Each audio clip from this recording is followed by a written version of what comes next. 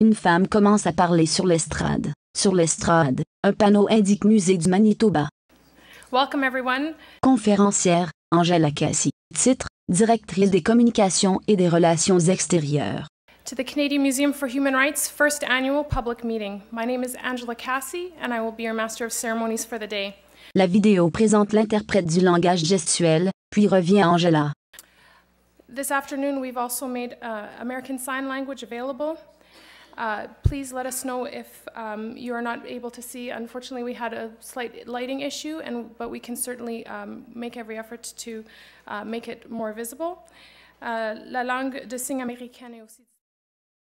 Translation. American Sign Language is also available, so if you haven't done so, please let us know if you need this service. I'd like to begin by thanking the Manitoba Museum for allowing us to use this space. Je tiens à remercier, puis j'ai vu Claudette Novo. I would like to thank the Manitoba Museum for letting us use this space. That you've given to us today. So the order of the day will be as follows. We're going to begin with a number of presentations, beginning with our board chair. Our president and CEO will be doing a content walkthrough presentation, and then we'll provide a little bit of insight in terms of both our oral history program, as well as our digital interaction and our inclusive design initiatives. Following that will be a question and answer period, which will last for approximately 15 minutes. And please note, for the media present, there will be media available after the event, and at that point we'll be able to conduct one-on-one interviews. Alors pour les médias qui sont là. For media present, the question and answer period is for the general public, so we ask you to wait until after the meeting, and representatives will be available for questioning.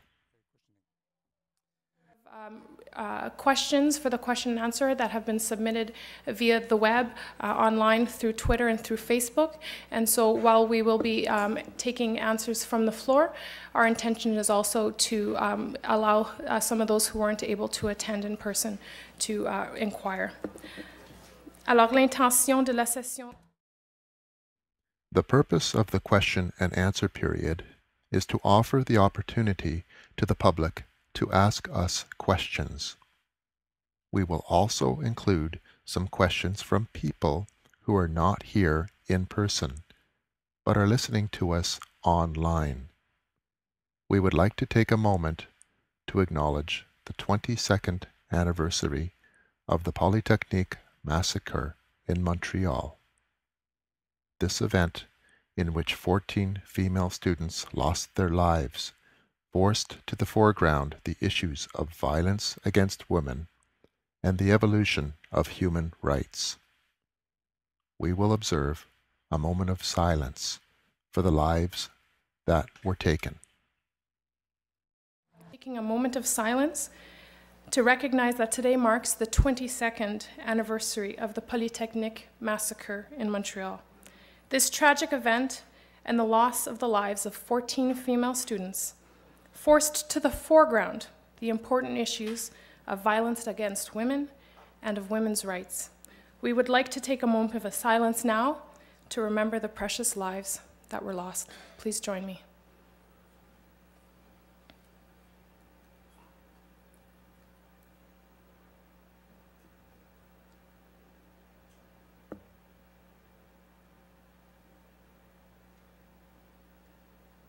Thank you. I'd like to begin by introducing the chair of our Board of Trustees. Je tiens à présenter le I would like to introduce the chair of our Board of Trustees. Of the museum in 2008. Arnie is president and principal of Shelter Canadian Properties Limited, and he and his wife, Susan Glass, are both active volunteers in the nonprofit sector. He also serves on a number of boards, including the boards of the Banff Centre and the Historica Dominion Institute. Veuillez vous joindre à moi pour accueillir. Please join me in welcoming Mr. Arnie Thorstensen.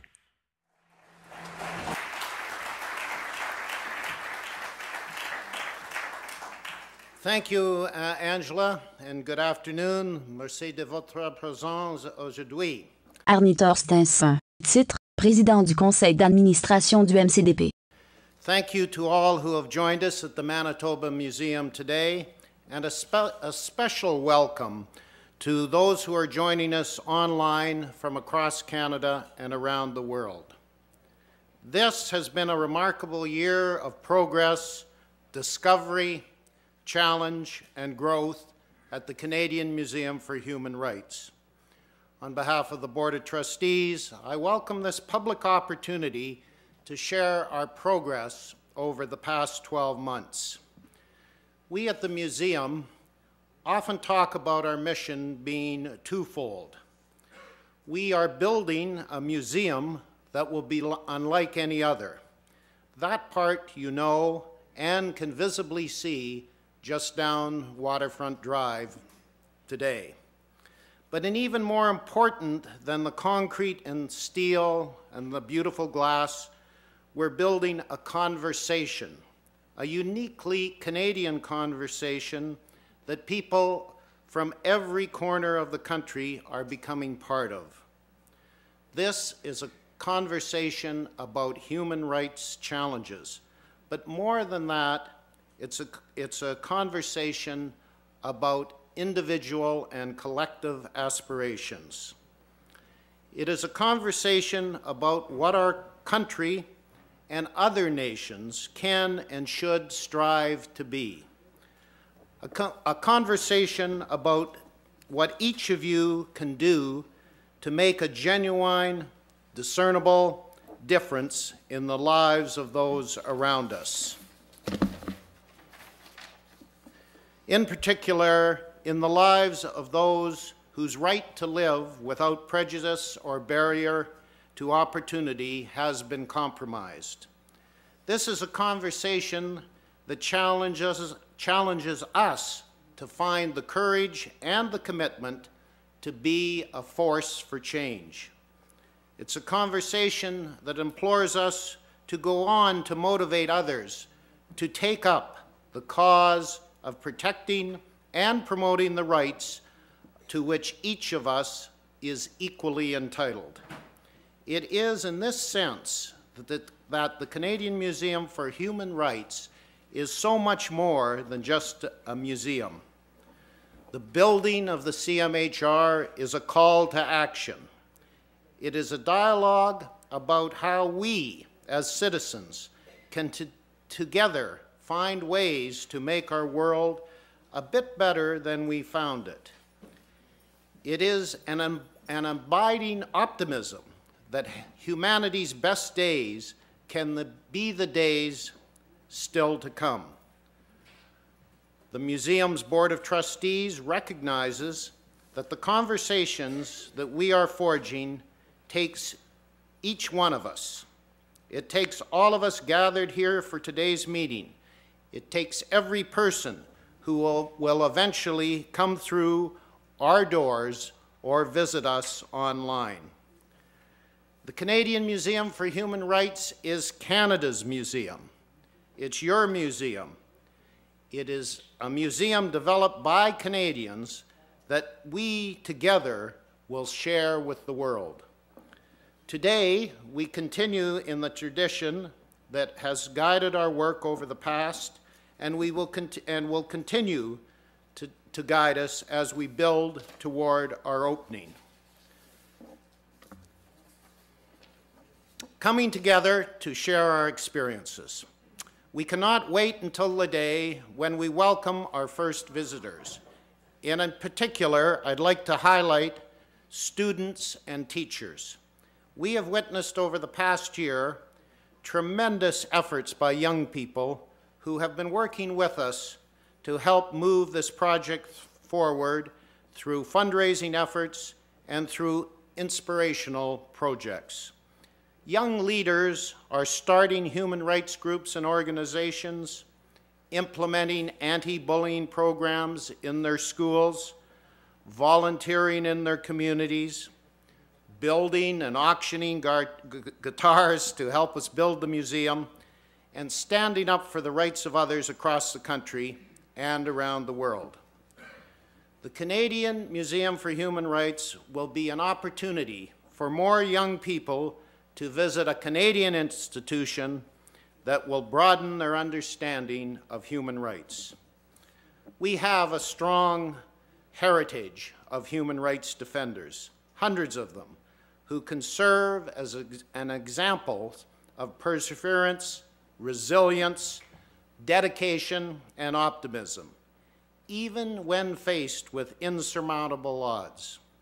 Can you imagine the impact on our nation when we expose thousands of students per year to Canadian and international human rights stories, issues, and events? The museum will help to equip Canadian and international youth to become catalysts for change and ambassadors for the promotion and protection of human rights. As we saw recently in Winnipeg during We Day at the MTS Centre, 16,000 students attended. The leaders of tomorrow are already often leaders today, in the schoolyards, in the classrooms, on the sports field, in their arts endeavors, and in their individual communities. This year, however, has not been without its challenges.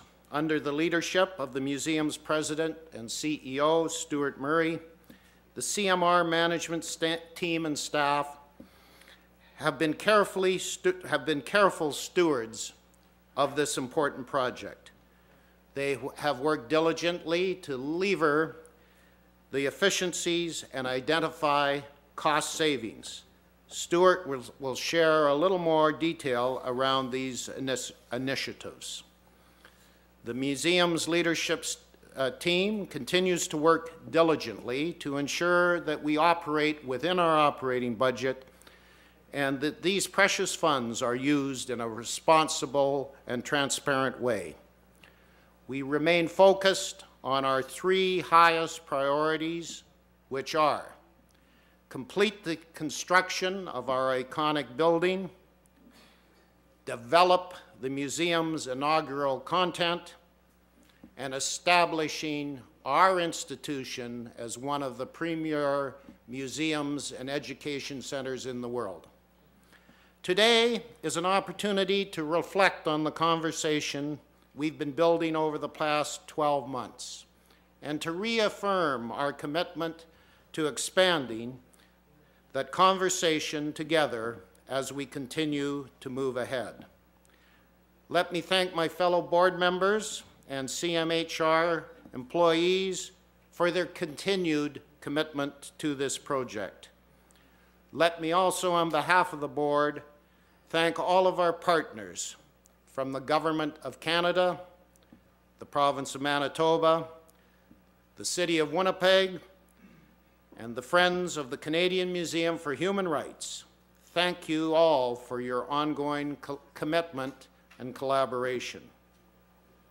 As Canada's 5th national museum and the first museum to be located outside of the National Capital Region, the Canadian Museum for Human Rights has great responsibility and one that we take very seriously.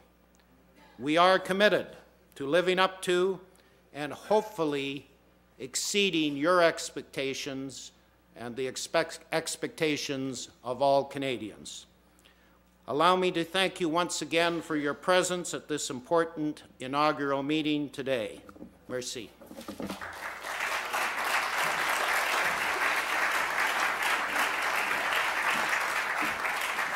Angela. Merci, Arnie. Thank you, Arnie. Let me move into our next speaker. I'd like to now introduce Stuart Murray. J'aimerais présenter notre président. I would like now to introduce the President and CEO of the Canadian Museum for Human Rights. President and CEO of the St. Boniface Hospital Research Foundation, and worked in a variety of interesting positions, including leader of the Manitoba PC Party and road manager for the band Blood, Sweat and Tears. Please join me in welcoming Stuart Murray. Veuillez vous joindre à moi. Please join me. How about that picture? That wasn't Ashley that I was with, that was Mia Farrow, just in case anybody said, wow, she looked different. Stuart A. Murray. Titre, PDG du MCDP.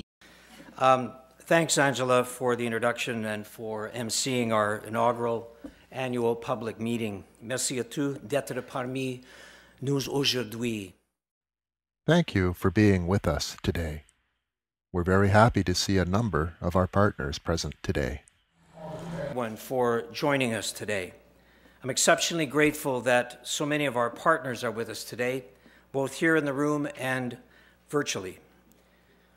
The educators, the business community leaders, the students, the elders, the activists, the advocates, the individual citizens who have joined us in this journey. This journey is like no other. There has been no path set out for us. We are path making, and we are driven by an entrepreneurial spirit. You won't be at the Canadian Museum for Human Rights merely a visitor, because we don't view those who come through our doors just as guests. We see those who come to the museum as our partners. We see them as agents of change. And of course, the word change evokes a process, and consistent with the language of the mission we've set out for ourselves, we describe the visitor experience as a journey.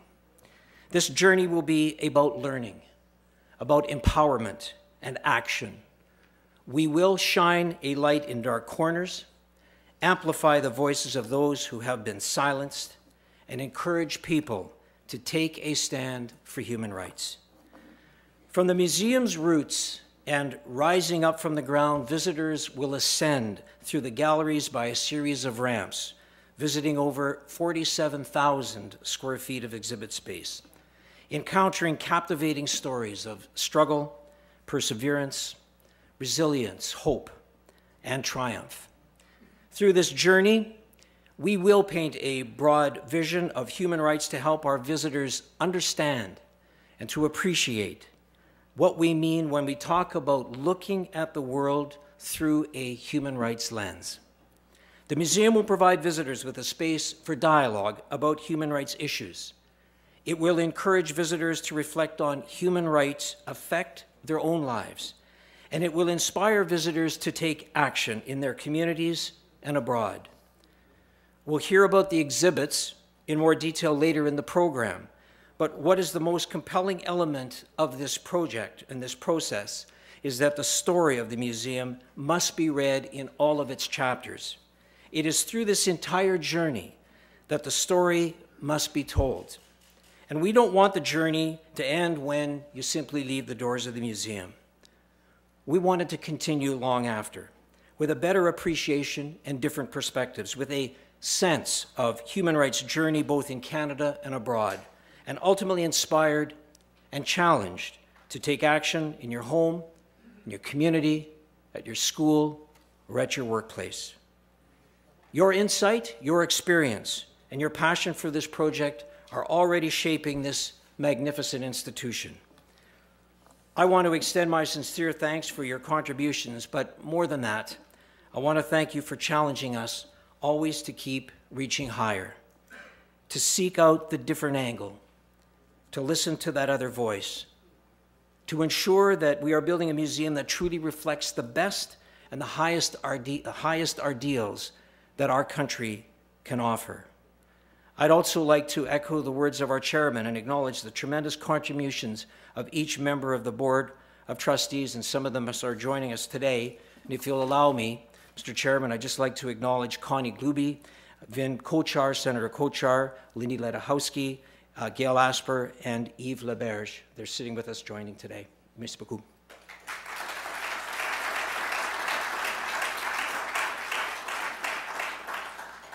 So most of all, I'd like to acknowledge the tremendous contributions of each member of the Board of Trustees, and I'd also like to acknowledge and give my sincere thanks to our talented, dedicated, and impossibly hardworking staff. Un grand merci à notre personnel. Thank you to our exceptional staff. Is blessed with some of Canada's most creative, most accomplished, and most respected professionals in the human rights field. Not only do we benefit from their talent, but we benefit from their remarkable commitment. In many cases, these are people who left highly rewarding positions elsewhere so that they could be in Winnipeg to invest in this community and help build the Canadian Museum for Human Rights. The hours are long, the work is intense, but the museum is ultimately going to succeed because of your contribution. As the chair carefully noted, of course, bringing the Canadian Museum for Human Rights to life takes much more than our efforts as an organization. This is a distinctly Canadian effort, and this has been a year of expanding the collaboration of conversations that the chairman spoke of earlier. Canadians have set a high bar. They've set something that the dreamer, Izzy Asper, established for us to all follow. And Canadians expect excellence. They expect us to get it right. The most critical aspect of our journey is to meet those high standards that Canadians have set for us. And I want to speak with you today about this journey. J'aimerais vous parler de cette... I would like to talk to you about this journey today. And our challenges. What we've learned along the way. What's working well, and what we're taking the time to give more focus to as we build this conversation with Canadians across this great land. In so many areas, we're making clear progress.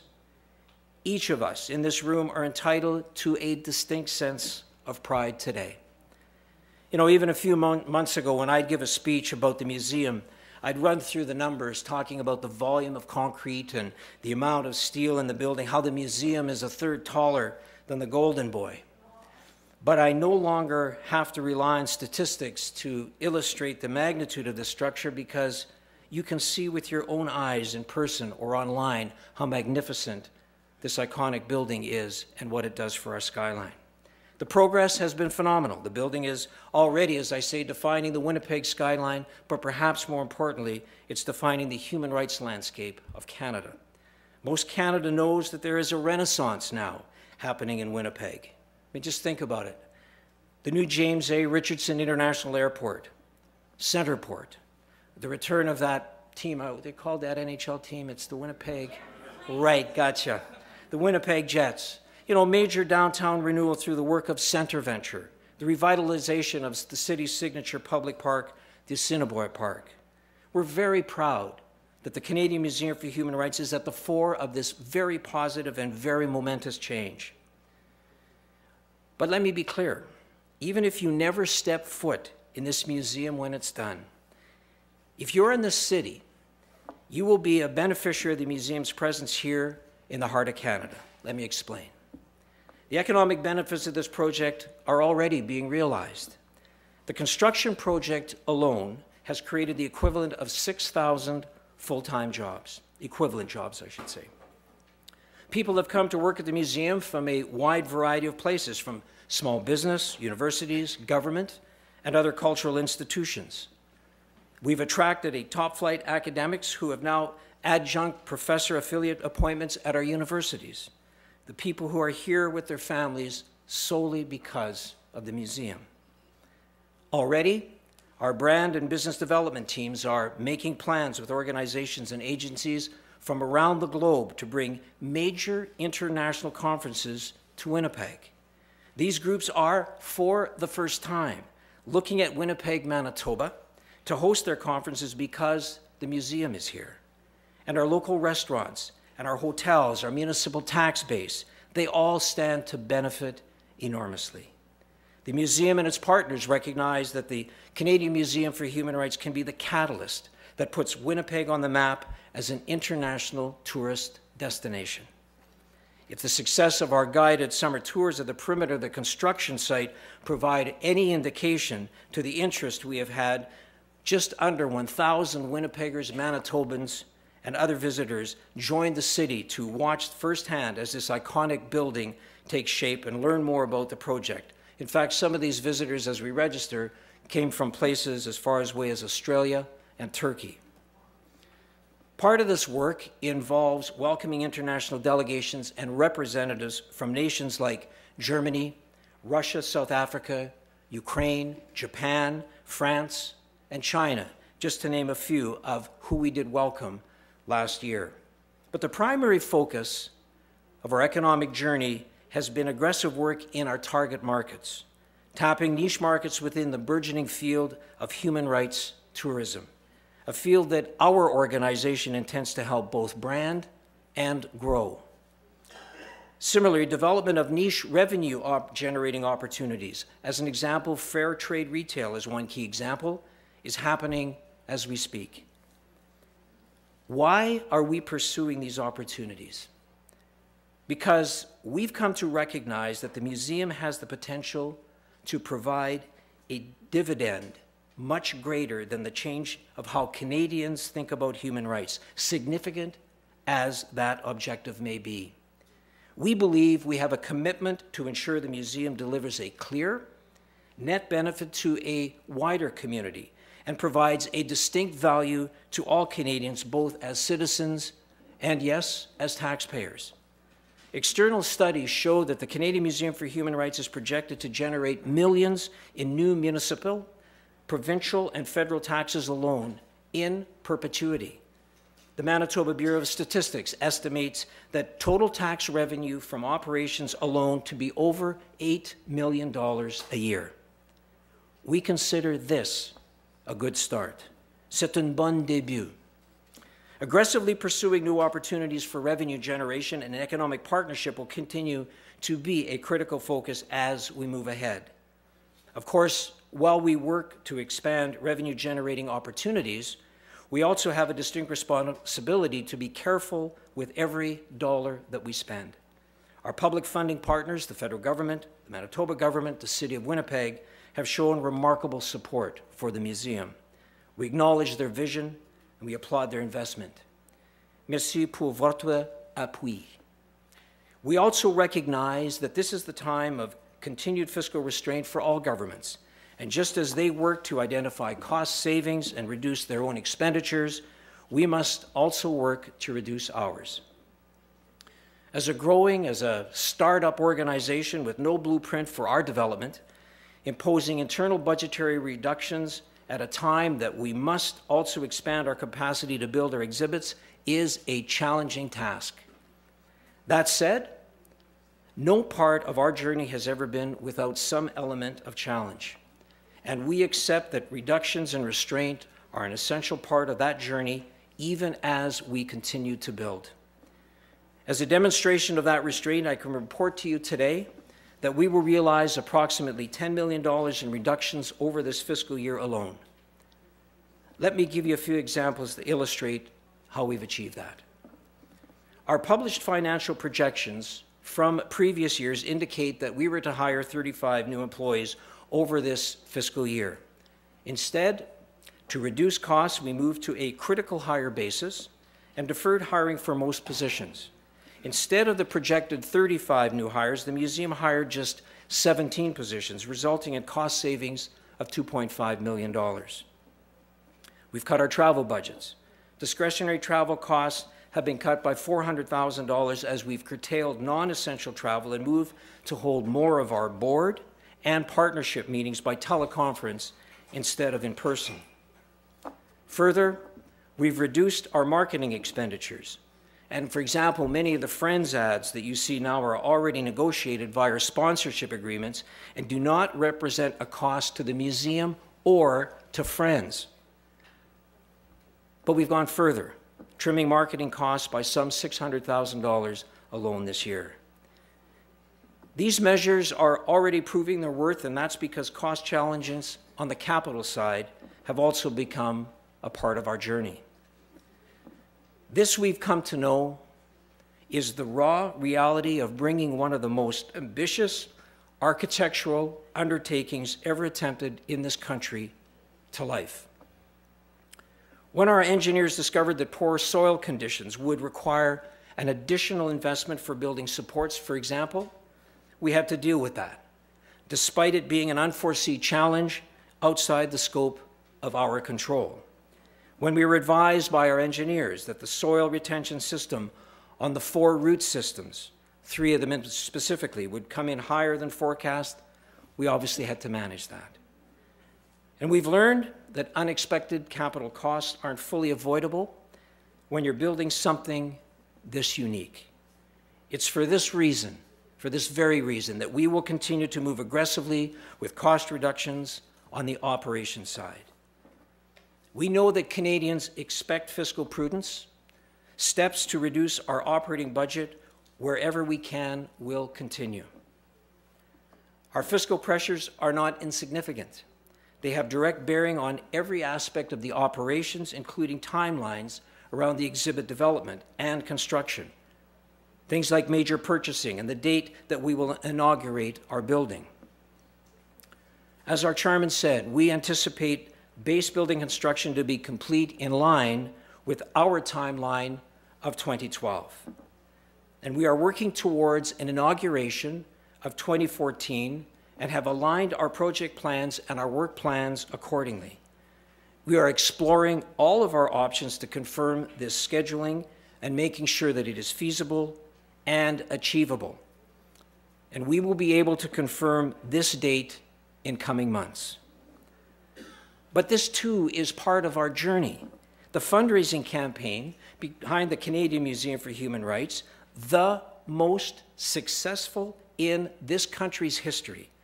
It's completely unprecedented and amongst other national museums, and that is the Friends of the Canadian Museum for Human Rights. I know that I was there, and many of you in the room were there when they announced in October that they'd raised $130 million in private capital.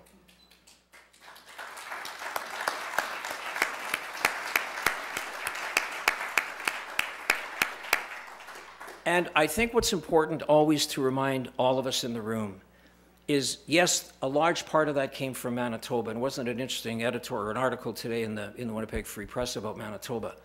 But that money came in across Canada, and it's come in internationally.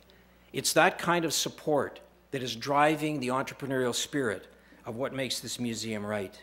And it signals broad public support for the museum and renewed fundraising momentum. From the early and ongoing leadership of Gail Asper, together with Mo Levy, to the Friends' new CEO, Dav Sitkovich, who will continue to grow Friends' fundraising efforts across Canada and, of course, internationally. It makes us more committed than ever to achieving our shared vision for the museum, and we are thrilled at the prospect of this continued collaboration. But we must ensure that we strive to stretch every dollar as far as we can and make every dollar count. No one said this would be easy. As some of the earliest supporters of this project, federal, provincial, municipal, private sector partners have reminded me, if we'd quit when things got tough, if we'd put down our tools, we'd never put the first shovel in the ground. But we did. And that picture, that one picture of Gail Asper, our chairman, Arnie Thorstenson, the Prime Minister of Canada, Stephen Harper, the Premier at that time, Gary Doer, I gave him that day off in those days, just so you know, to go do that. And representing our Mayor, Justin Swandell, the leadership that that picture embodies is something that motivates each and every one of us in the days that we walk through our doors of this museum, because that vision is something that we all build on every day. And it would have been easy just to say no. As a matter of fact, when the Globe and Mail asked the question, should this museum be built, the answer is aloud from Canadians, absolutely, and Winnipeg is the right place for it.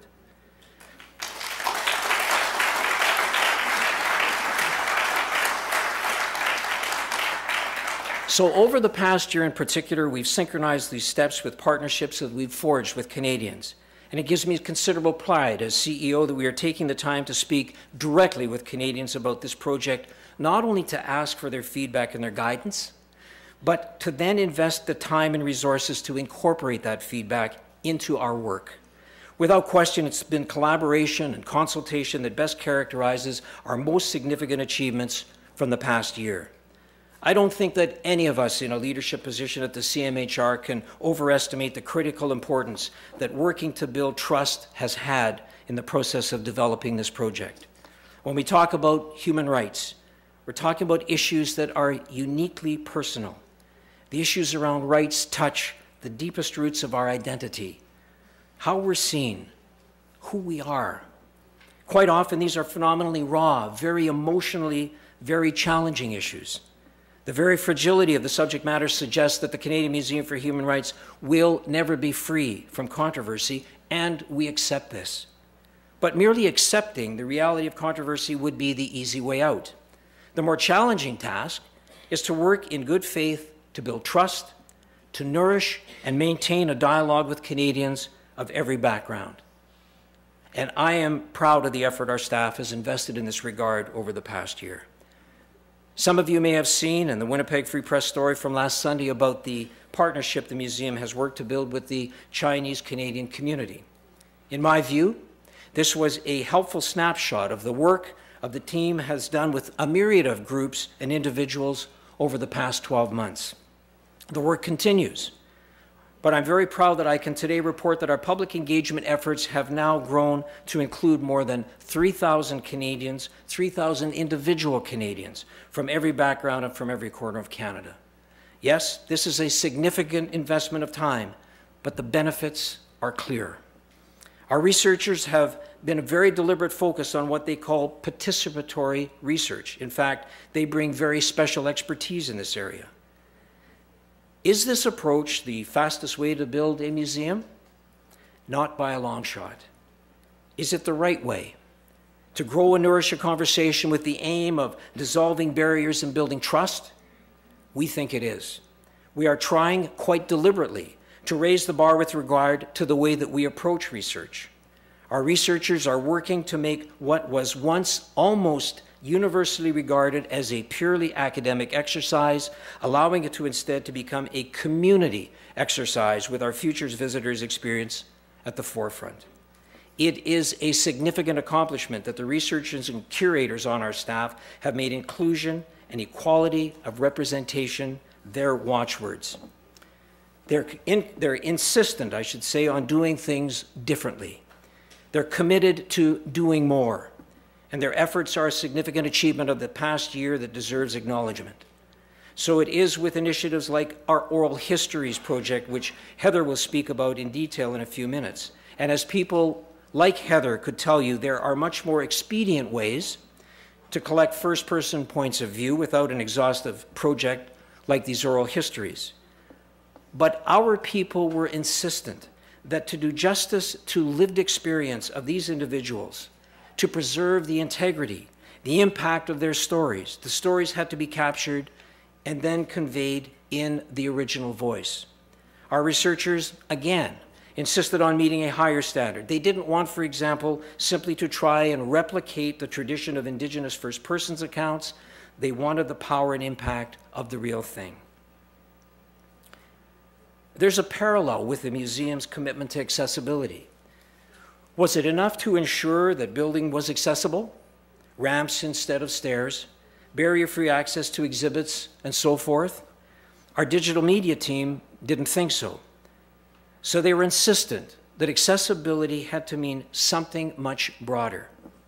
For them, it meant that an individual with an impaired vision could interact with an exhibit, that a person with a seated mobility device could interact with an exhibit, that a person with motor challenge could interact with an exhibit, that a person using adaptive technology from home can access our digital content. And I should note, too, that we're not waiting until the museum is fully operational to start implementing this stuff. We're doing it right now.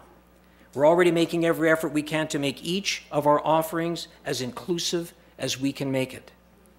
And so we've now formed something we call the Inclusive Design Advisory Council. And Valerie, you're here with us today, which you'll hear about in detail in a few minutes, and a national testing group which ensures that nearly everything we offer digitally is first tested by Canadians living with a disability who use an adaptive technology to access digital content. This marks a significant achievement of the past year. It's my hope that this inclusive approach helps set a higher standard for all public institutions when it comes to accessible content and programming. Perhaps the most significant aspect of our mandate, and an area we've made great strides over the past 12 months, is around education. We have a commitment to incorporate more human rights learning to support school curriculum. But how do you go about doing that? In our view, you go to the community. You partner with teachers, ministers of education, some of Canada's leading educational thinkers. Over the past year, that's what our team has done. We have an exceptionally talented staff but the experts on age-appropriate learning and balanced curriculum development are the people that are already on the front lines of public education in our country. The integrated partnerships between the CMHR and educators will, we believe, be a model that will ensure that our education programs are relevant, that they're accessible, and easily integrated into the classroom. The Canadian Museum for Human Rights will be an extension of the classroom. But the approach to learning marks a full fundamental departure from the typical school field trip to a museum.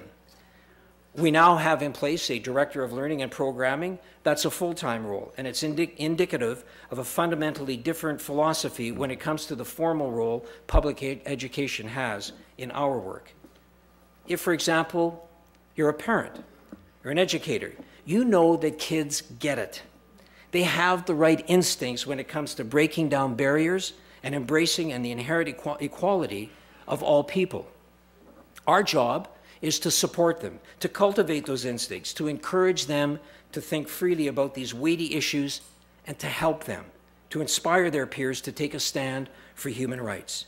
It's thanks to burgeoning relations with ministers of education across the country, in particular with the leadership of Manitoba's own Deputy Minister and Minister of Education, with national organizations such as the Canadian Teachers Federation, with school trustees, educators, and with students themselves, that we believe we're on the right track. Building these relationships has been a key focus over the past year, and we'll build on this work over the coming year too. Our educational partnerships are, of course, not limited to those in the early, middle, and senior years. Over the past year, the museum has built on our formal relations with universities. 4 members of our team delivered lectures as part of the Human Rights Speakers Series organized by the University of Manitoba. We have a growing partnership with the Global College and the University of Winnipeg. I know some students are in the back. We're including collaborating in an intensive 2-week, 6-credit-hour course over the summer. While we will be moving as well to formalizing our partnership with Université de Saint-Boniface and Red River College, we have already been able to identify some key initiatives. We're initiating partnerships with Rider University in Toronto, the Ontario College of Art and Design, and post-secondary institutions in Quebec. And these relationships will continue to grow. Our MOU with Rotary International will help bring thousands of students from across the country and around the world to experience the Canadian Museum for Human Rights. I'm not sure if David Newman is here or not, but he's one of the leaders in this program. You certainly need to acknowledge him. On top of this, we continue to build our research capacity with an aim to becoming a recognized destination for human rights research, not only here in Canada, but around the globe. And I hope you'll excuse me if I again mention that these international researchers will be investing considerable dollars in our local economy while they're here. All of these efforts have become a vital part of our journey as an organization. Canadians have insisted, rightly so, on the highest standards, and we are working each day to meet them. Good enough is not good enough for the museum. If it were, I could stand here today and tell you that our public consultation had concluded. I could tell you that time for revision and refinement was over. I could give you the specific time and date that we would open our doors. But Canadians expect more from their Human Rights Museum. They told us to continue to listen, to give shape to our exhibits in a way that reflects what they've told us. They expect us to build on the dialogue that we've forged with so many communities across this great nation. They want us to spend the time to get this right. Nous allons prendre le temps nécessaire pour bien faire. We will take the time necessary to do things right. It is far from over, but we continue to move in the right direction. As you might know, when we released our annual report over the summer called Change Takes Shape.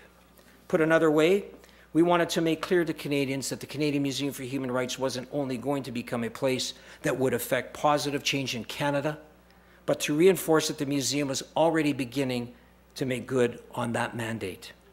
After you hear from our next few speakers, I think you'll agree that we're getting there, that the Canadian Museum for Human Rights is already forging a new path toward a more equal, more empathetic, more active, and more humane Canada.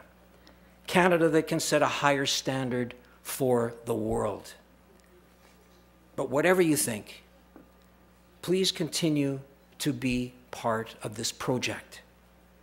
Challenge us, encourage us, partner with us, ask questions, help find solutions, be generous with your advice. Whenever I have the opportunity to address an audience in my capacity as CEO, I like to remind people that human rights are not like politics. It's not enough to have the many represented by the few. No, the advancement of human rights demands the commitment of all of us. Nous devons tous nous engager. We have to commit ourselves to the promotion of human rights. The Museum for Human Rights represents the best opportunity our country has ever had to build a Canada that truly reflects our highest ideals. And we will, if we continue together along this path of investing all we can to get it right. Pour Winnipeg, Manitoba. For Winnipeg, Manitoba, Canada, and the world.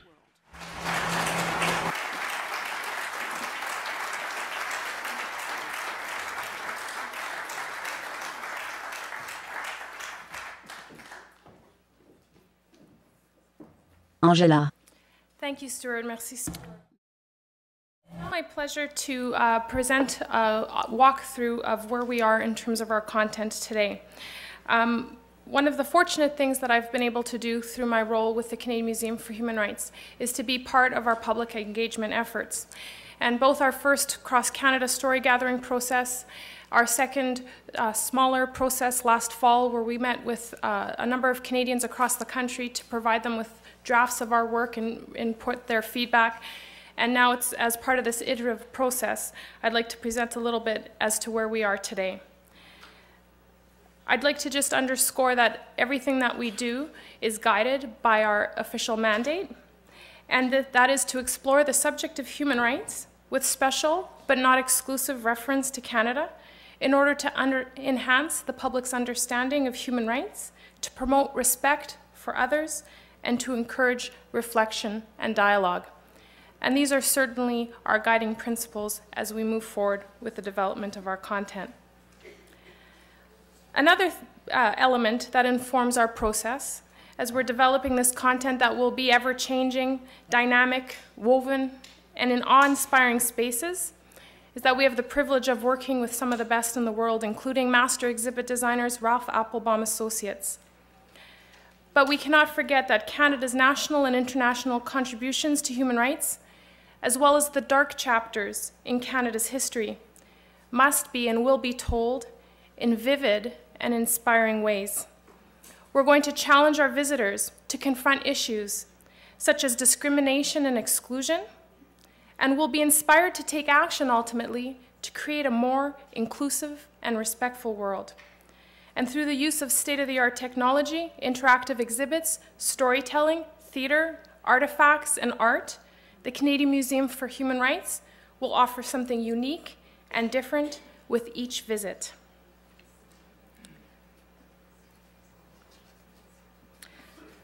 At its core, it means taking opportunities for learning and then building in opportunities for dialogue. What I'll be presenting this afternoon is a really high-level overview, and in some cases, what we will present are working renderings of a number of our spaces. These are meant to give you a better sense of our process moving forward, as well as what it represents to develop this journey. Now, we're not going to focus a lot on the physical building, but I did want to point to the ramps. We've talked a lot about the ramps, but how do these ramps ultimately guide a visitor through the journey? What's important to note with the ramps is that the journey is not necessarily sequential, in that you would leave one gallery never to see it again and continue forward on your journey. The ramps actually challenge you to come back and revisit spaces, sometimes from a different perspective, sometimes from a different view, informed by the content that you had seen at an earlier part of your journey. And it's meant to interweave and interconnect a lot of the human rights stories that we're telling.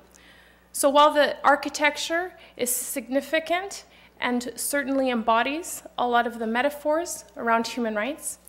Today, we'd like to really focus on the elements of our content. A few elements include our classroom spaces. While we won't go into detail about developing programming at this point, there's an image on the screen right now of the classroom spaces. This features 3 classrooms. They can also be expanded. And this is where students will be dropped off to be able to do pre-course work, organize a little bit, move into the gallery spaces, and then come back perhaps for more programming. This allows us to ensure that whether they are in early, middle, or senior years, a visit can be tailored and ensure that it is age appropriate. I'd like to speak a little bit first to our process, our research process. So how is this being done? Well, we've received input and it's been provided by many sources. This includes the work of our internal research and curation team. We've consulted broadly with external experts in the field of human rights. We've looked at primary and secondary sources.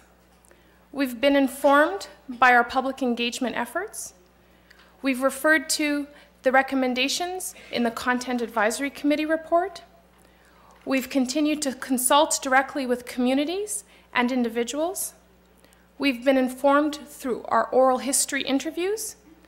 We've engaged with a wide variety of stakeholders, and we also are in discussion within our own team and as well with management and with our Board of Trustees. So these are all of the players that come together as we begin to define and refine our process. So you take that research and then you begin to develop an exhibit. And you continue to consult and you continue to engage. And you continue to do research. You begin to develop an approach. What we've referred to as an approach to each gallery is a framing of each gallery. And these approaches help us remind us of what the learning objectives are for each gallery, what our aspirations are vis-a-vis visitor experience, and what are some of the key messages that we want to convey within the gallery. We certainly have internal review process, but we've also been engaging academics and experts from outside of the museum to give us critiques on our approaches and to review them. This is not a peer review process for those who are more familiar with an academic blind peer review process. It is something that we've forged and developed in our particular circumstance to ensure that we're hearing that input as we're framing the galleries. And then ultimately we move into exhibition design. But much like the journey through the museum, this is not linear. It is a process that is ongoing and continuous. And sometimes what happens, and the team will know, you think you're getting closer to landing, and something comes in that informs your approach, improves your approach, and allows us to reach higher. So the following images on the screen present some of the different facets or elements that we use in the development of our inaugural exhibition program. We use floor plans. How is the space set up? How will people move through the space? And Corey will speak briefly in terms of inclusive design and accessibility, but certainly we want the spaces to be used by a wide range of audiences, that people are comfortable, they have places to sit, but also that we pace them through a journey. What you see in the middle is an image of a rendering of a space, and you'll see that there are no images or photographs in those particular areas. And that's because part of the work that we need to do to get to this final rendering in the corner is identify those images, ensure that we have the copyrights to those images, and develop text panels and other material to start telling the stories behind those images. So certainly these are important to be able to convey the work of the museum and to demonstrate how the spaces may feel. But I just note today that these are still working documents, and we are in the midst of doing a lot of that image research to finalize which particular images and stories we'll be telling through the museum. So the journey through the museum will begin in Buehler Hall. And at that point, you'll be presented with a welcome not only to the territory. We are located on Treaty 1 territory. We are right across the river from historic St. Boniface. we are home to the Métis Nation, and all of those elements inform us, including the wide range of immigrants who moved through this space, either through the railway or through other places. The Canadian Museum for Human Rights is situated on a meeting place, and we want to recognize and honor that tradition and continue to forge that relationship with all visitors who come to this place. From this introductory gallery, we'll be moving into a gallery that's provisionally called Introduction to Human Rights. And I say provisionally because these are still working titles, but it starts to give you a sense of how we're framing these galleries. This particular gallery will be painting a broad vision of human rights to help our visitors appreciate what we mean when we talk about looking at the world through a human rights lens. This gallery will set up the rest of the journey through the museum, and we will include in here a human rights timeline that will feature seminal events like the drafting of the Universal Declaration of Human Rights and granting the vote to women in Canada. So that points to both the international elements of the timeline as well as ones that are distinctly Canadian. The next section of the museum deals with Canada's human rights history. This part is made up of a cluster of 3 galleries. The first gallery begins to look at Indigenous rights, and it's intended to convey Indigenous concepts of humanity and how Indigenous peoples struggle for and assert their rights in Canada. And that is a message we consistently have heard as we went across the country, that these stories must be part of this museum. But I just want to note that this is not the only area where there will be Indigenous content, and those stories will be woven throughout the museum. Next comes Canada's human rights journey. This particular gallery is focused on historical incidents of rights violation in Canada, as well as the struggle to achieve rights for those who have had them denied, and ultimately the achievement of those rights. This gallery will allow us to focus on stories such as the Chinese Head Tax and Exclusion Act, the Kamagata Maru, and Canada's internment operations, to provide but a few examples. And finally, the Canadian Challenge. This will examine the current state of human rights law and legal instruments in Canada, as well as the limits to these rights. This gallery will help our visitors learn about how their rights are protected in Canada, how to claim them, and how to prevent further violations. And it will also look at Canada's sources of law, including the British common law, civil law, and Indigenous legal traditions. Now, for those of you who are not interested in law, it's also important to note that this particular gallery is being developed so that it is particularly engaging for young people. And so there's a high level and a high degree of interactivity. So it's not just a question of having these laws on a wall, but encouraging and challenging people to reflect and have conversations about these instruments and what does it mean and how does it impact on their individual lives. And that means looking at individual challenges. So that is challenges that are brought by individuals or group challenges. We want to demonstrate that people can mobilize, they can organize, and they can assert their rights. So moving then from what we refer to as this suite of galleries, we move into the third another cluster of 3 galleries.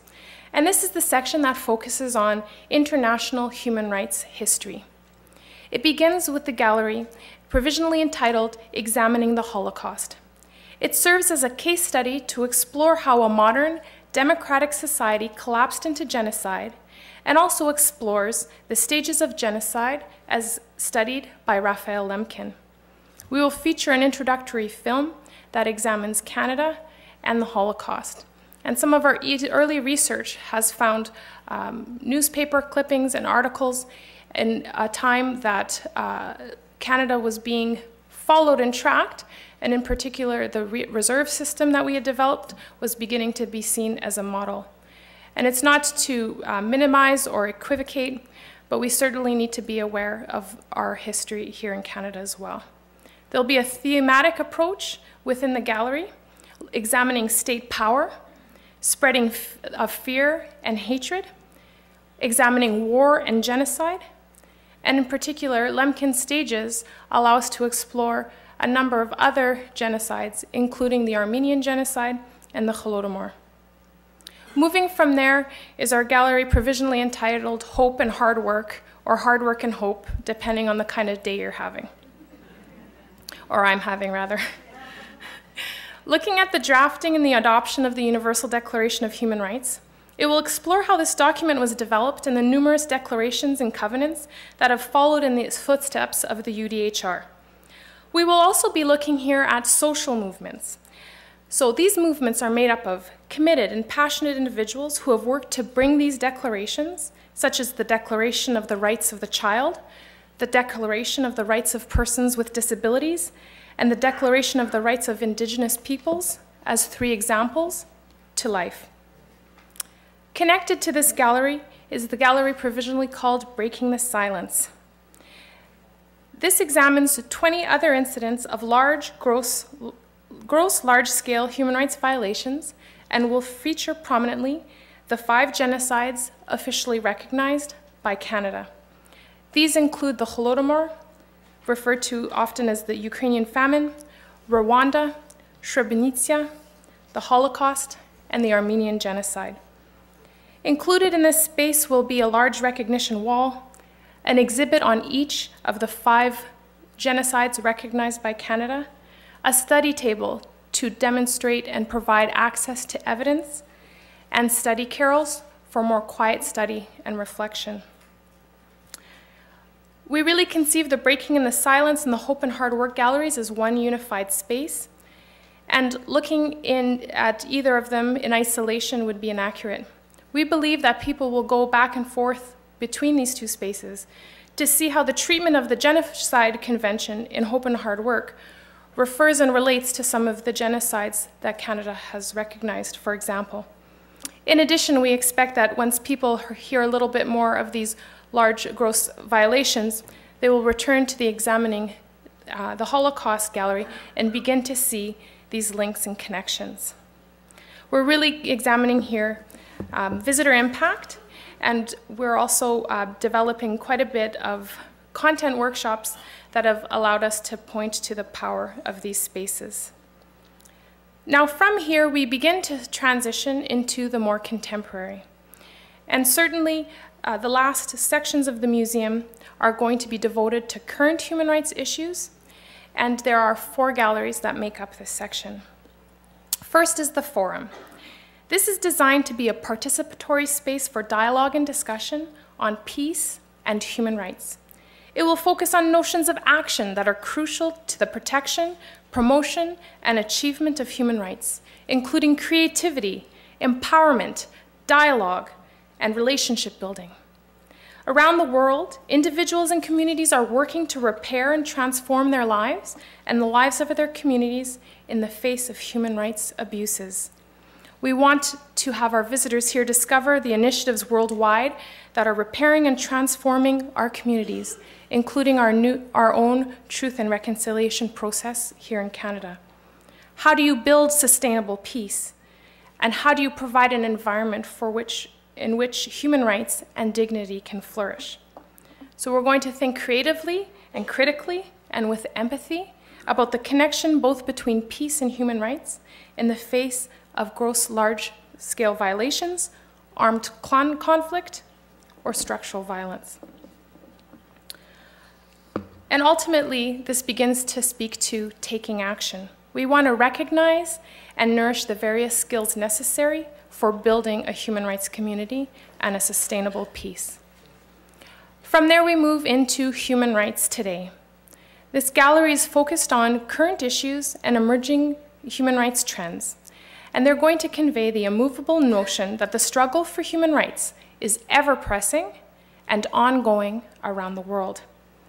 This gallery will feature the stories of human rights defenders, people who are working for human rights around the world. And we will, for inauguration, begin to examine the topic of poverty. And poverty is indeed a complex issue. And we want to take care to guide our visitors into the idea of poverty as a violation of human rights and as an impediment to the full enjoyment of human rights. For this, we're fortunate to be able to rely on a number of international human rights treaties and norms to provide definitions and understandings that have been in common usage in human rights forums since the mid-20th century, establishing notably the rights to adequate standard of living, food, shelter, education, health, development, and gender equality. These highlight the interrelatedness, indivisibility, and interdependence of human rights. And poverty in particular is measurably one of the most cross-cutting issues and touches on gender issues, child issues, and key human rights issues. From there, we move into a space that we refer to as Eye on the World. This is a space that will transition more frequently once the museum's doors are open, as it allows us to use photojournalism and documentary film to explore human rights issues. And this allows us to create a space and a place where we can mark anniversaries, hold fora, discussions, and it will be a dynamic, ever-changing place. And finally, last but not least, a gallery that's provisionally entitled Take Action. This really provides the nuts and bolts of activism, empowerment, and personal agency. It's here that we explore how we each can make a difference in building and nourishing a human rights culture, whether it's signing a petition, volunteering your time, starting a nonprofit organization. We can all take steps for human rights. We just have a photo there of some of our staff who are participating in We Day. This is an example of one of those galleries that's in full development, but ultimately this is also a space that will be staffed by personnel in the museum that will help you to begin to pathfind actions for human rights.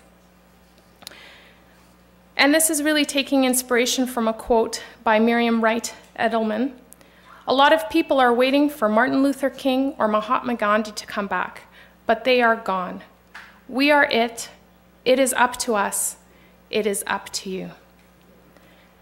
That is the last official gallery of the museum. From there, visitors can take a trip to the Tower of Hope and the culmination of this journey from darkness to light, from despair to hope. They'll be treated to a spectacular view of Winnipeg and look upon a landscape where many human rights struggles have been fought and won. And from there, and from the beginning, we've recognized that for many of our visitors, the human rights journey at the museum will be a challenging and emotional one. And we want to respect and dignify that, so there are quiet spaces throughout the museum designed to offer a space for quiet reflection, and one such space is the Stuart Clark Garden of Contemplation. And so that provides a high-level overview of our inaugural exhibits and the work that we've done to date. And I thank you for your time.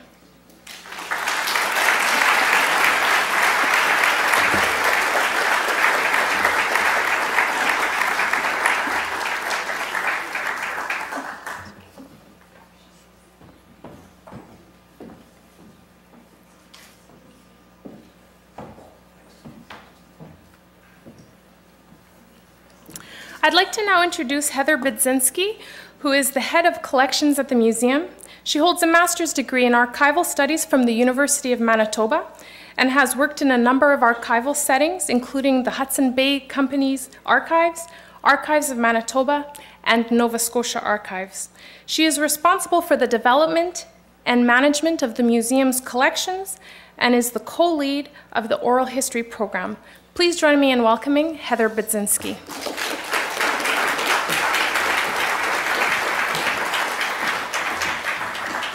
Thank you. Good afternoon, everyone. Bonjour, mesdames et messieurs. Conférencière, Heather Budzinski. Titre, responsable des collections. Hello, ladies and gentlemen. It is a pleasure to be here today to take part in the first annual public meeting of the Canadian Museum for Human Rights. It has been happening behind the scenes, so I'm really excited to have the opportunity to share some of the work we've been doing with oral history at the Canadian Museum for Human Rights. I thought I'd begin by sharing a little bit of the process with you.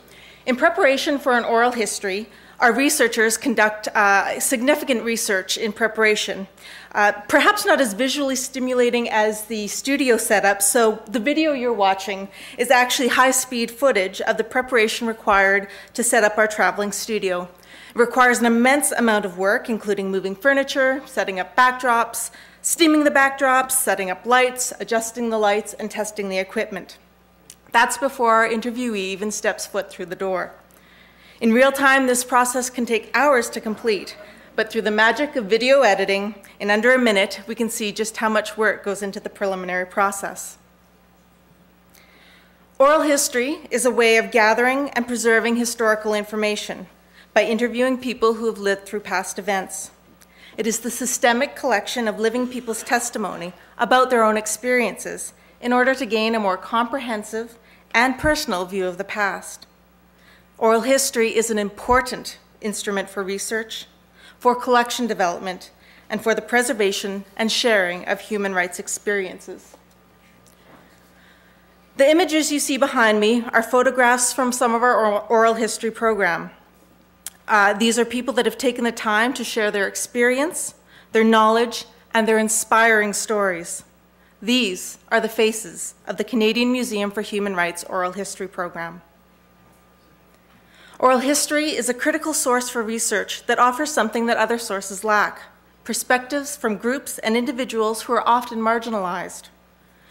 These are people whose stories have not otherwise been preserved in the historical record.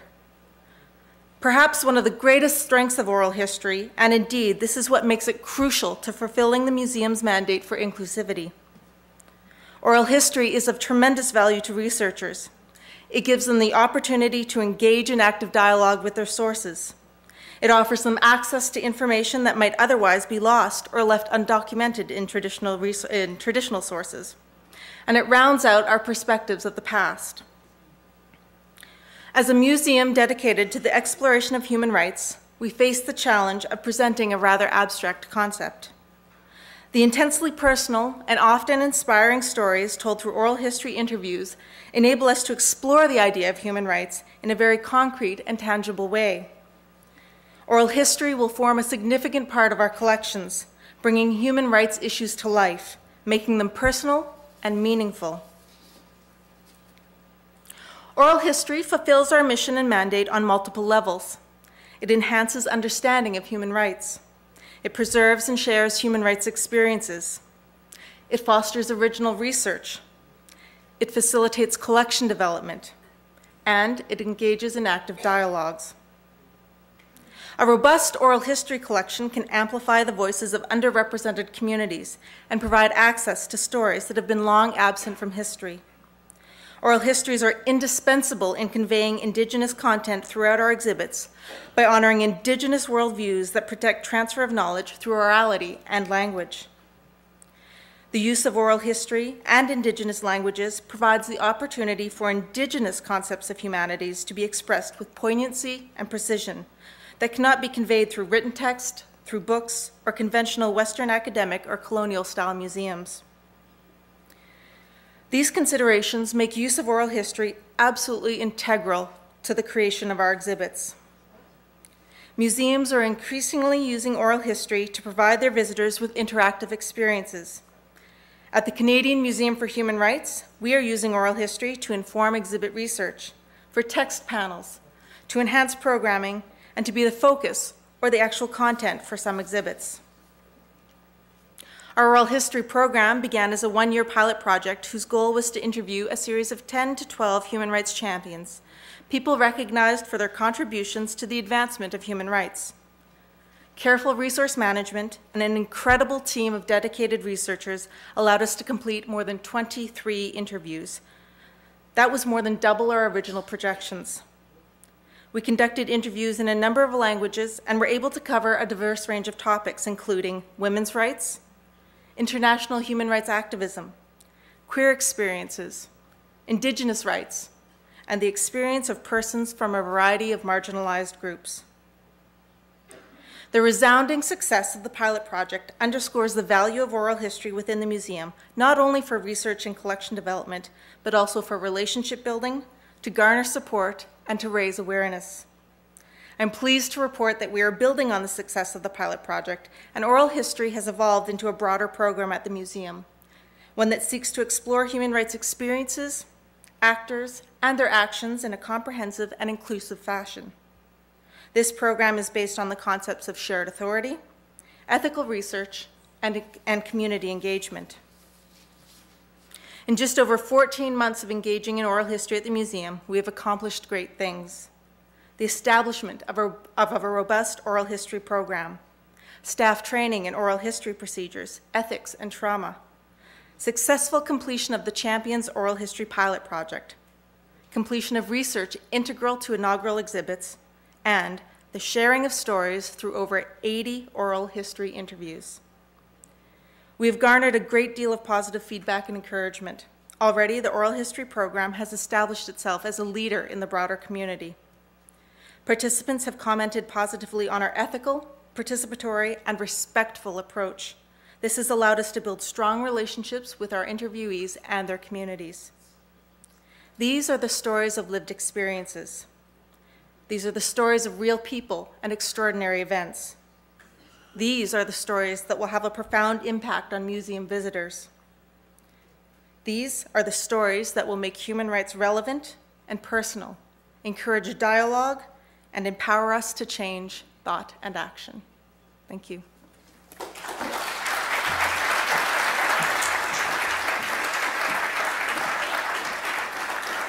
Angela. Thank you, Heather. Merci, Heather. Thank you, Heather. I would like to introduce Corey Timpson, our Director of New Media and Collections. Design new media and collections initiatives related to and supporting all aspects of the Canadian Museum for Human Rights, specifically collections, research, exhibits, and corporate needs. Corey has a BA in Law from Carleton University and a postgraduate diploma in Interactive Multimedia from Algonquin College. Prior to accepting his role at the Canadian Museum for Human Rights, Corey spent 8 years at the Canadian Heritage Information Network and the Virtual Museum of Canada, where he led the interface and creative design, information architecture, and web management projects. He's authored a number of papers, presentations, and participated at conferences. He is an active collaborator in the new media and digital discourse within the cultural domain. Please join me in welcoming Corey Timpson. Veuillez vous joindre à moi pour accueillir. Please join me in welcoming Corey Timpson. And because he uses design, he needs a Mac. So we're just going to flip our laptops briefly. I'm an HP. We've gotten to hear quite a bit today about some of the things that set our project apart from others. Conférencier, Corey Timpson. Titre, Directeur, Conception, Nouveaux médias et collections. From other museums. And before coming here, you heard a bit from my bio that I had the good fortune of working with a large number of the 3,000 museums that exist in Canada. And a lot of the projects I worked on were related to digital technology and innovation. And this is one of the things that our museum, one of the aspects that may set our museum apart from some of the others as well. So I'm going to talk a little bit about digital interaction and the opportunities before us, where we're going and why we're going there. So the museum's often considered an idea museum, and that has to do with our intangible subject matter, something that's a little bit different from other museums. Musée d'idées. When we think about digital technology and the fact that we're an idea museum, we look at our mandate and how we're going to employ digital technology in the museum. I really focus on this little end piece of the mandate to encourage reflection and dialogue. It's very active. Throughout all the speeches you've heard today from Arnie, Stuart, Angela, Heather, you've heard conversation and dialogue. Those two words come up a lot. So when we're thinking about digital technology at the museum, we're thinking about encouraging reflection and dialogue. Favoriser la réflexion et le dialogue. To encourage reflection and dialogue. Of digital technology, we think of what we're building. We think of we're an idea museum. It's a concept. It's intangible. We're a national museum. We're based in Winnipeg. and our subject matter is human rights. Human rights are often told through stories. So our collection, unlike a lot of museums, is largely intangible. And you just heard Heather talk about our phenomenal oral history program, which is born digital. It starts off immaterial, which is a different proposition than a lot of other museums. Not to say we won't have artifacts, of course we will. But our collection definitely takes on a different shape when you consider the collections of other museums. And what are we going to do with that collection to fulfill our mandate? When we think of digital interactivity, a lot of people think of something like this or think of an iPhone. Is this interactive? This is someone who's pushing a button to read a text, watch a video, look at an image. Those are all passive activities. Interactivity means something a little bit more to us. I love this photo. When we think of the Idea Museum, I think of an experience and interaction designer, Nathan Shedroff, and I've been saying this quote of his for years. In 2000, he published a book called Experience Design, and in this book, he said, one of the most interactive experiences you'll have in your life is a great conversation. So when we think about digital technology, and we think about the experience we want to offer people, we think of this quote, and we think that if we can provide a dialogue, maybe we're a dialogue museum. Dialogues are reciprocal, they're multi-directional, they're back and forth, there's cause and effect, action, reaction. This is interactivity. So, in many museums, visitors come to the museum and are informed by the museum. And we want to do that. We want visitors to visit our museum and be informed by the museum. But we also want visitors to come to the museum and inform us. And we want visitors to come to the museum and inform one another. This is the dialogue.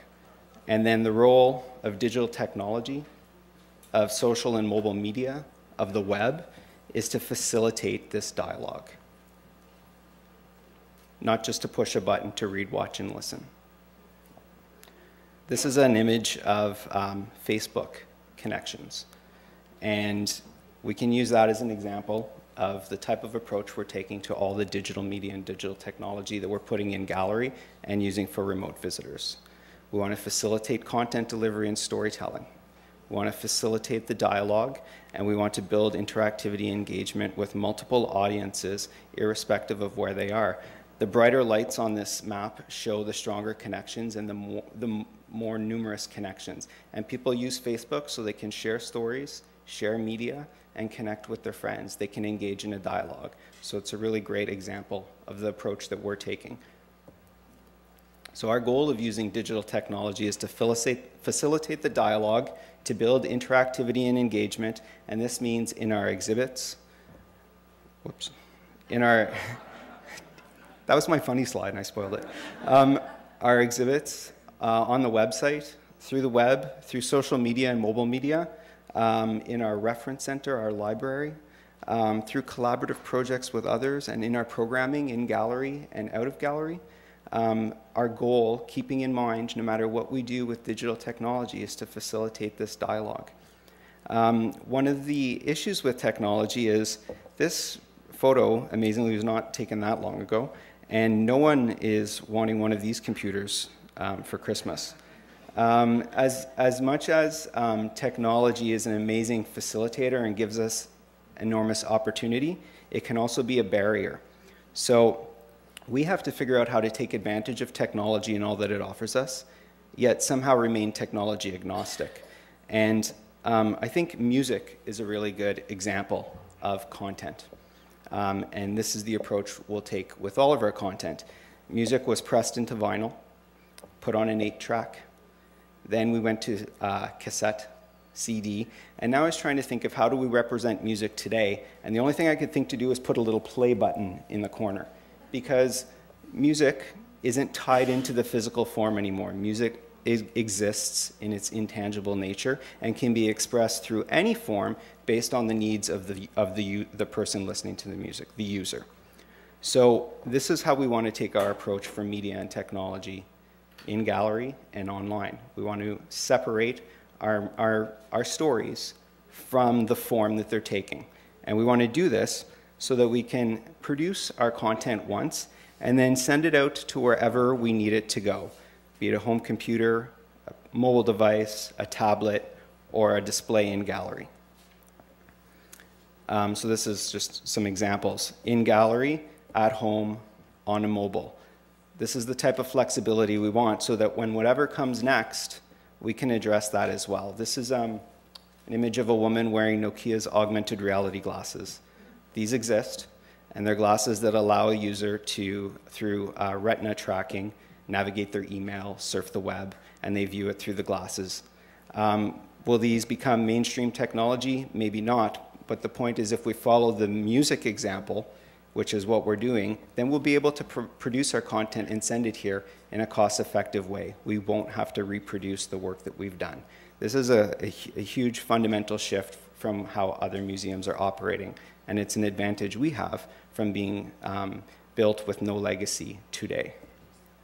We're really talking about being ubiquitous. We want to share our content and stories without constraints. So we can produce content once and use it often. That means using it in different scenarios. We heard a lot of talk already today about the virtual visitors, people who are following us online, people who may not have the opportunity to come to Winnipeg. We can present our content to different audiences in different ways. And we can evolve and change over time in perpetuity in a cost-effective way. So unlike this bookshelf, we'll never fill up, but we can continue to add. So growing for the future and meeting the expectations of visitors are two very large goals, but doing it accessibly. Irrespective of location, of constraints, like conceptual constraints or physical barriers, or irrespective of ability.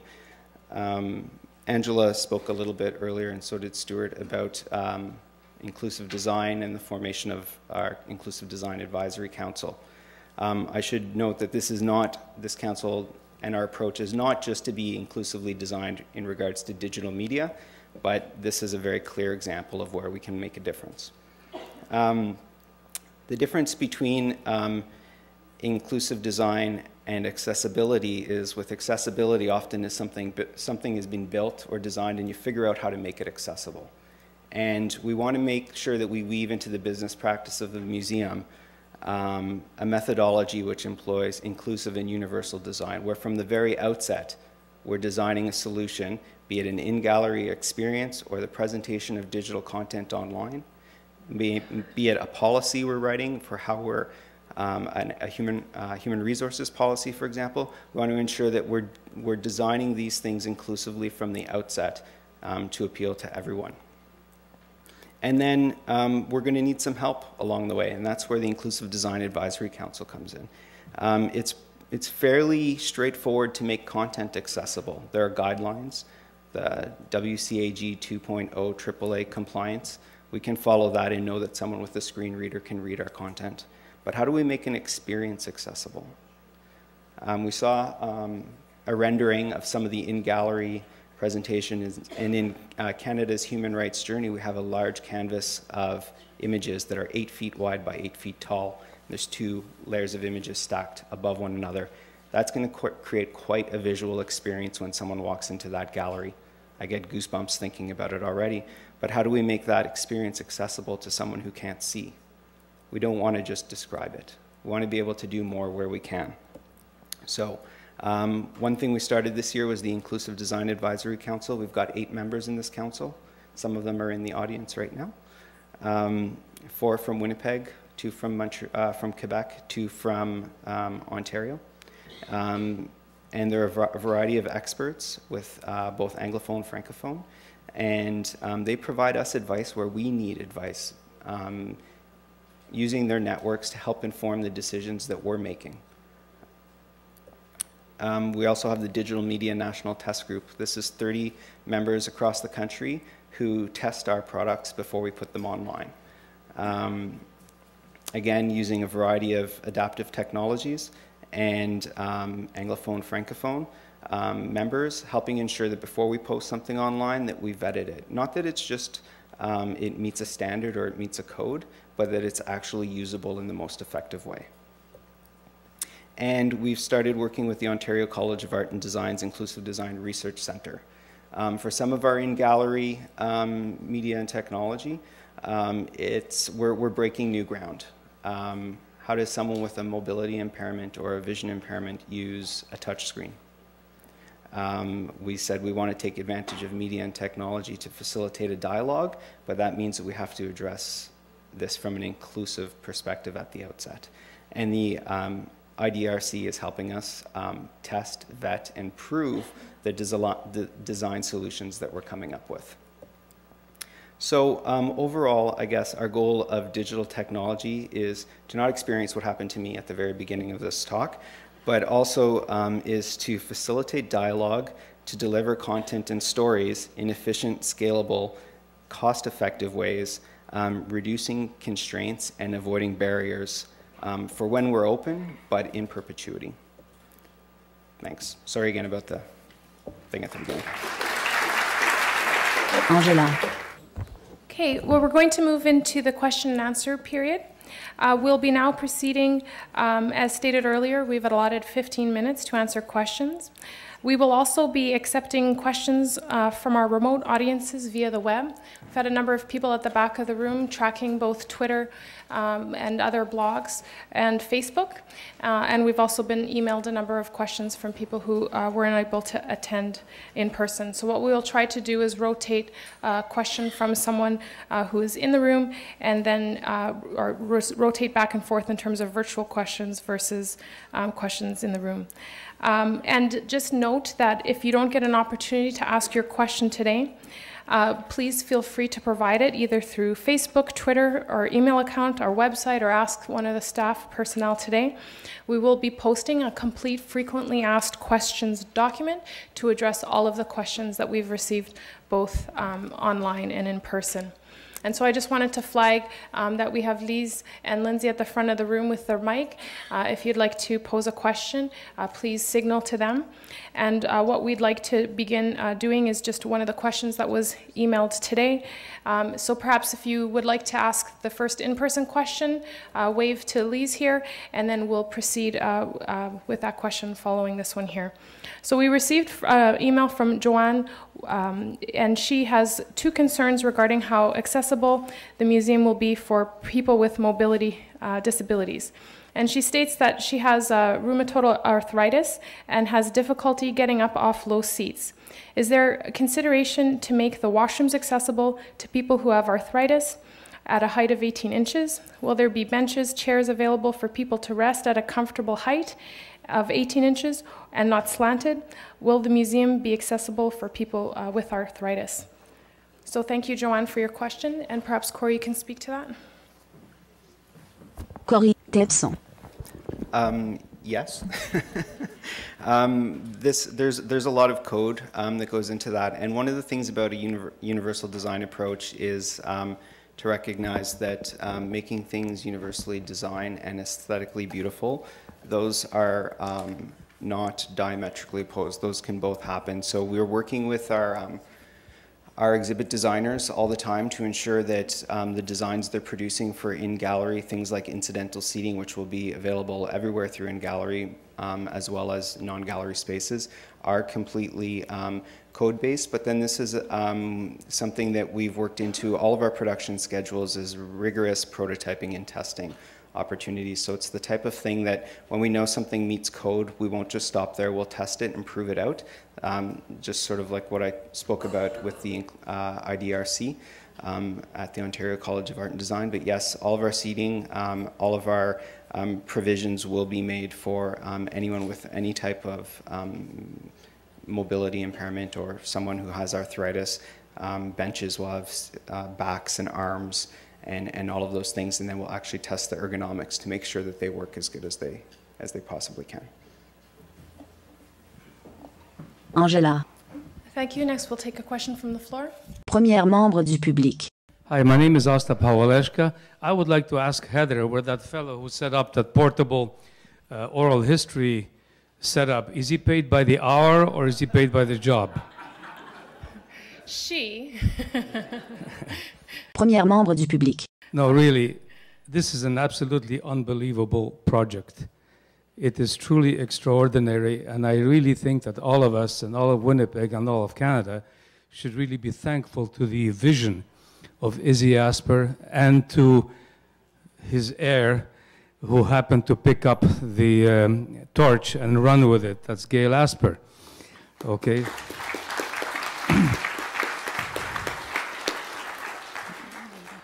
Without any doubt, everybody supports the museum. I'm very proud that from the very beginning, when I first heard of it, I actually wrote the first letter to the Ukrainian Canadian Congress supporting this museum. However, in order for it to be successful and to avoid any misunderstandings and miscomprehensions and animosities that may result, I just wonder if Stuart Murray, being in charge of the operation, could answer me, how did you concretely address some of these concerns that were raised specifically by the Ukrainian Canadian Congress regarding the, shall we call it, at the time, it may have changed now, of the possibly too much concentration on the Holocaust vis-à-vis other tragedies of the world. That's all. Stuart Murray. Thank you very much for the question. And one of the things that we have done, I think we talked about, was the importance of engaging communities. And certainly we have worked very closely with the Ukrainian Canadian Congress to ensure them that we're listening very carefully to what they say. We have had numerous meetings with them, as well as the UCCLA, and that dialogue will continue. It's not a matter of sitting down with a community once and saying, look, you know, let's agree to either disagree or move on. We respect the fact that the Canadian government has recognized the Holodomor as a genocide, and so we want to treat it with the appropriate way in the museum, and which is going to be in a permanent way. And I think that sometimes in our dialogue that we get a sense when these tragedies are being discussed with many communities, they get a sense that they talk about the number of unfortunate people that suffered in these genocides. And we've tried to be very clear with all communities we talk about that we're not a genocide museum, that we're really a human rights museum in the sense of how we're looking at some of these issues. And it is not easy, and I respect the question and thank you for even raising it. It's not an easy task, but because it is not my museum, because it is involving so many people from the community, and we engage and we go back and we engage some more, that we believe at the end of the day that we're going to be successful, because it's not just about one story. And I think that one of the areas that Corey has touched on, which I think is so important for all to understand, because this is an idea museum, because there's some changes, it doesn't change the fact that something's going to be temporary. What it does give us the opportunity is to go deeper and deeper and deeper into various content. And I'll be specific for 1 second just to address the Holodomor. One of the areas that we've dealt with the UCC is to establish a bit of a relationship with the Holodomor Museum in Kiev. And we're going to be looking at exchanging stories, artifacts, and creating opportunities, and always reminding people in the gallery and people that are listening virtually that one of the key areas that we have in the museum that we really haven't spent a lot of time talking about is our temporary exhibit area. So we have opportunities to explore issues around the famine that way. So it is an ongoing dialogue. I think that we've worked very hard to try to be respectful. It is a challenge, but I want to just congratulate you for raising the question and also for the way you started. Thank you very much for doing that. Appreciate it.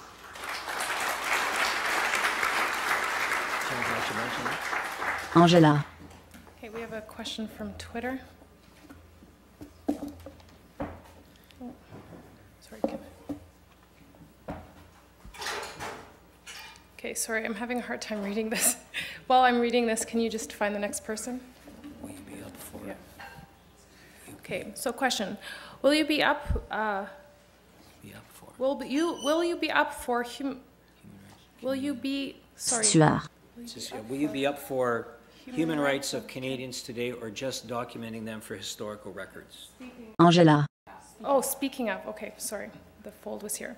So will you be speaking of up for human rights for Canadians today, or just documenting them from historical records? Yeah, I'll just respond to that, just related to what we talked a little bit about in terms of human rights today. Certainly an objective of the museum is to not be completely historic, but to rather inspire people to consider different topics, to find their own ways to take action, and to demonstrate how other communities have taken action. So we should just underscore that our role is ultimately to educate. We are not a news outlet, and so certainly when we look at contemporary issues, we want to find a way to ensure that we're timely and relevant, but there are certain challenges doing that in a museum context as well. So certainly inspiring people to take action, pointing them to ways that they can take that action, and that's how we'll help to equip and inspire and educate Canadians in terms of how to speak up for contemporary human rights issues. Okay. Do we have another question from the floor? Yeah. Deuxième membre du public. Hi. During the course of 2008 and 2009, there was an archaeological excavation that took place at the footprint of the Forks. So far, the report for that has yet to be published. It's now 2011. That was the initial work was done in 2008. The work was finished in 2010, in May of 2010, and it was published. It was given out. I'm one of the people that wrote it. It's now been over a year, and there's no publication of this, which I should start off by saying I do strongly support this museum, and I think it's a fantastic idea. Unfortunately, in my opinion, there were some things that went on during that excavation that lead to some pretty strong questions, to the point that the recommendations page, and this is what my question is going to be about. I just did this so you guys can see it.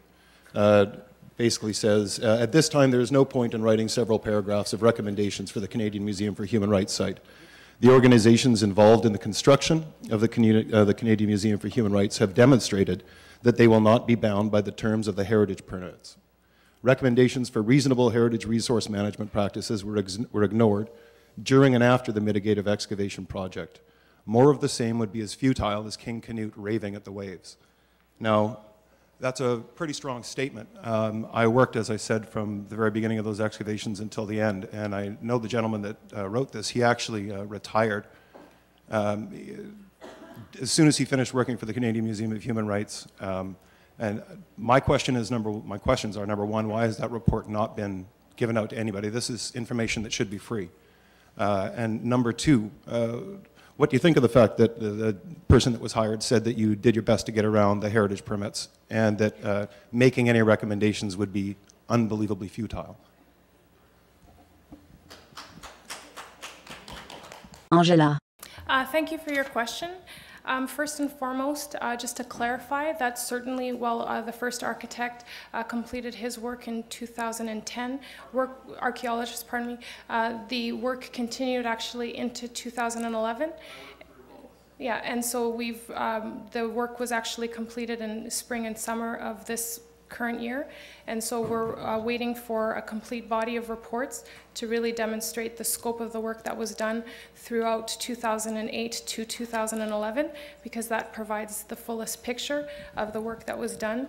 As to your question in terms of the Manitoba Heritage Resources Branch, we worked with them throughout the process, and can I please finish responding?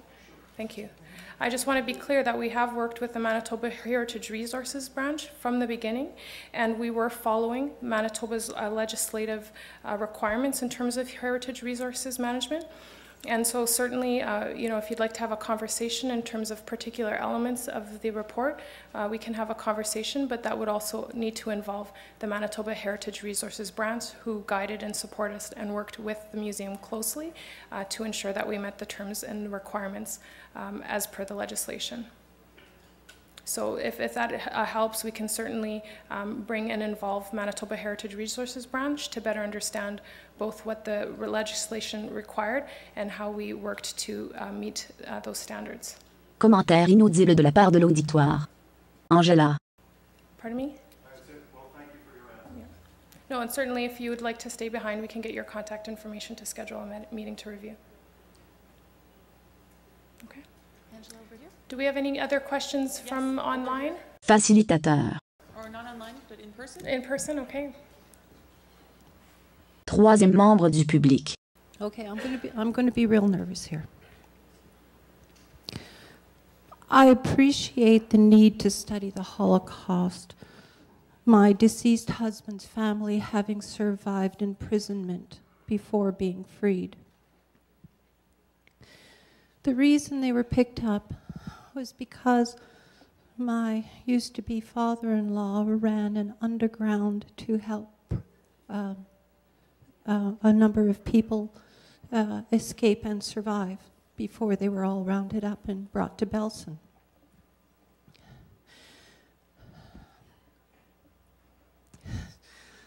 Just a minute.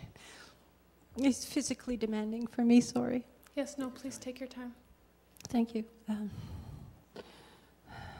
As I said, the study of the Holocaust is very important to me, but I do have a problem with the stewardship in place and pro-offered by this organization. I have read in the Free Press under the article Canvass the Witnesses to History that it is the contention of the board to educate future generations that all human rights flow from the seminal event that was the Holocaust.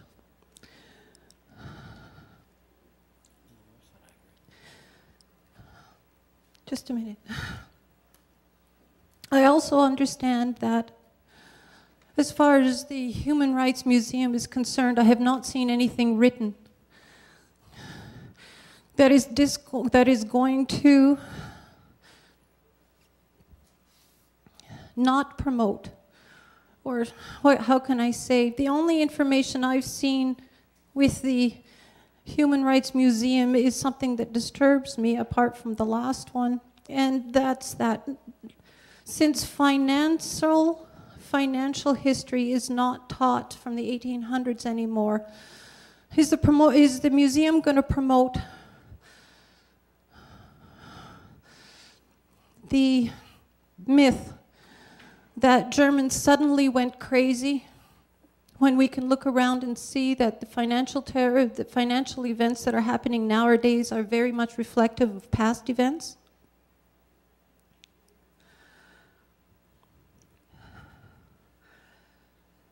Is it the museum's intention to teach our children that all human rights flow from the Holocaust? And that we should, as Indira Gandhi said, promote the fact that all Jews are victims? Do you have a response?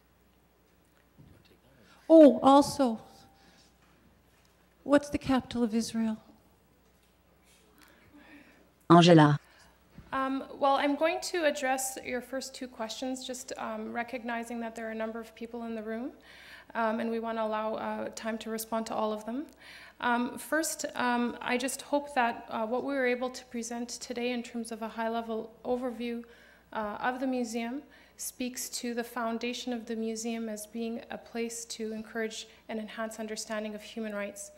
And certainly when we look at large, gross violations, such as the Holocaust, it is certainly an important example and case study for the museum.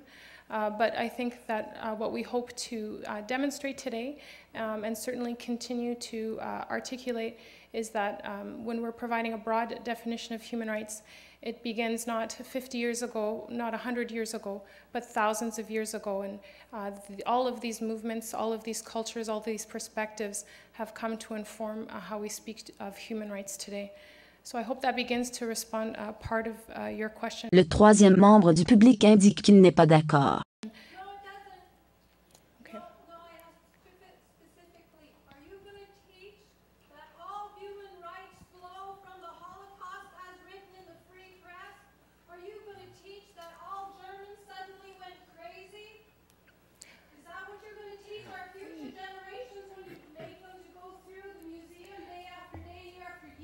No, Angela. Certainly, ma'am, and I thank you for your question, and we're going to move to the next question, but I just want to underscore that the role of the museum is to enhance understanding of human rights. Troisième membre du public, inaudible.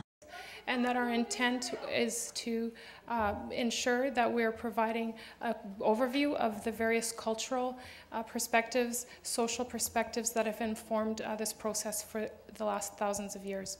So certainly I would like to now ask if there's another question, as we only have another 3 minutes in our question period. Thank you over here. Quatrième membre du public. Thank you. My name is Derek Davy. I'm a social justice volunteer, a long time in Winnipeg. And we are all of Winnipeg, so proud and looking forward for a successful Human Rights Museum of Canada, and that it'll be a tremendous success. However, we wonder why intermittently or on occasion you seem to be over budgeting. And I'll preamble that, my question really is to say, do we have a definitive business plan that will be sustainable and functional for a long term, a business plan for this museum? Yeah, Derek, thanks for the question and thanks for your involvement in the community. The answer, of course, is yes, we do. And one of the elements that really allowed for this sort of private sector initiative, again, the lead donor for all of this museum, the project has always been the private sector. They're the lead donor in terms of partnering with the federal, the provincial, and civic governments. But one of the things that really helped to make this something that was a reality, Derek, was the opportunity to have operating funds from the federal government. So the operating funds that we have, which the appropriations allocate of $21.7 million annually, allow us to make this, this entity to sort of work. But I also want to add to that there's also more revenue that's going to be generated. And so part of the business plan is generating additional revenue, whether it's through the availability of the facility, whether it's through tourism, whether it's through online sales, whether it's through the restaurant, or the retail that we have on site. So one of the areas that our brand development team are doing is looking at taking what is the 21.7 and increasing it so that we have a higher number, a higher dollar value to work with. Because again, please understand that one of the elements that the Friends of the Canadian Museum for Human Rights, who, as I said in my comments, have raised $130 million and continue to raise money from the private sector across Canada and internationally, is that the ultimate goal is to have an endowment for student travel. Because that really was the essence, I think, of what Izzy looked at in terms of sort of dreaming big and being a part of something, to have a student travel endowment to allow students to travel from across Canada to Winnipeg so that they can be a part of learning about human rights and then, of course, go back into their community. So sorry to be a little long-winded there, but yes, absolutely we have a plan. One more question? Intervenant inaudible dans l'auditoire. Angela. Sorry, there were two hands. Cinquième membre du public. I'll save the voice a little bit. I've heard a great deal about conversation, and I think that's a wonderful idea, and I've heard a great deal about digital interaction. I have heard very little about on-site human interaction, and I work in museum theater, so I'm very concerned that this area would be opened up, because I've found in my own experience that direct human interaction is one of the best ways of teaching and of communicating ideas. And I'm just wondering, has there been any planning in that direction? Absolutely. Can I just ask for your first name, please? Brian Richardson. Brian? Yeah. Brian, thanks very much for that. Absolutely. You know, part of the whole experience, and one of the areas, and I know it's sort of tough when you see lots of elements that appear on the screen in different galleries, but the whole Canada Human Rights journey is really an opportunity to have live theater, to bring in interaction, to sort of make it come alive. Because much like music and much like theater, we see that as a strong element of human rights. Art is another way that we want to ensure that there's a human rights element.